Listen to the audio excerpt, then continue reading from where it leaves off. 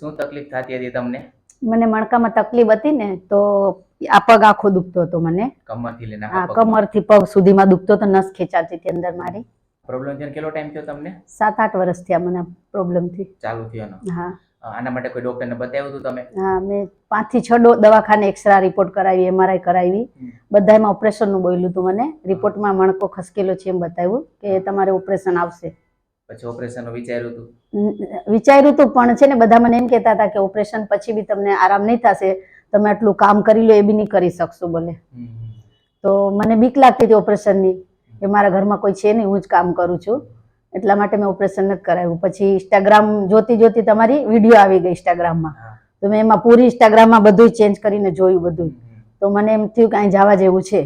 તો મારા ભાઈને મેં વાત કરી, મેં તું દવાખાનું ગોતી લઈશ? તો કે હા. તો અમે બે ભાઈ બહેન આવ્યા, દવાખાનું મળી ગયો અમને. તો અહીં આવું છું કેટલા ટાઈમથી, મને બહુ આરામ છે અહીંથી. ઓપરેશનની નોબત નથી કાંઈ બી. પહેલા શું તકલીફ? ચાલવામાં તકલીફ પડતી હતી? હા, ચાલવામાં થોડુંક ચાલુ ને તો પગ દુખે તો મારે બેસવું પડે, શાકભાજી લેવા જાવ તો પાછું થોડુંક ચાલુ, પાછું બેસી જાવ.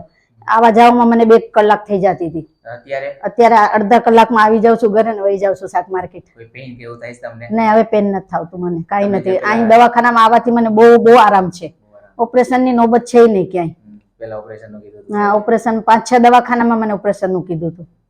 છેલ્લે પછી મેં સિવિલ દવાખાને દેખાડ્યું ને, આ બી ઓપરેશન ની કીધું. અહીંયા મને 1.25 લાખ રૂપિયા કીધું હતું.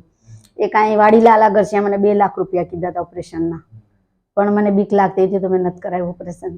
આ દુખાવો છે કેટલો ટાઈમ થયો તમને? દુખાવો તો મને 7-8 વર્ષથી છે મને દુખાવો. હા. અત્યારે કોઈ દવા કેવું ચાલુ છે તમારે? નહીં, દવા કાંઈ ચાલુ નથી. બસ અહીં થેરાપી લઉં છું ને અહીંથી મને આરામ છે. તમને જે તકલીફ હતી ને બેન, L3 એટલે ત્રીજું મણકું આવે ને, ખસી ગયું હતું બેન, આગળ આવી ગયું, લિસ્થેસિસ હતું. અને ચોથું ને 5મું મણકું ત્યાં તમારી નસ દબાઈ ગઈ હતી. ત્રણેય મણકામાં તમને તકલીફ હતી, એના કારણે તમને આ પગમાં પેઇન આવતું.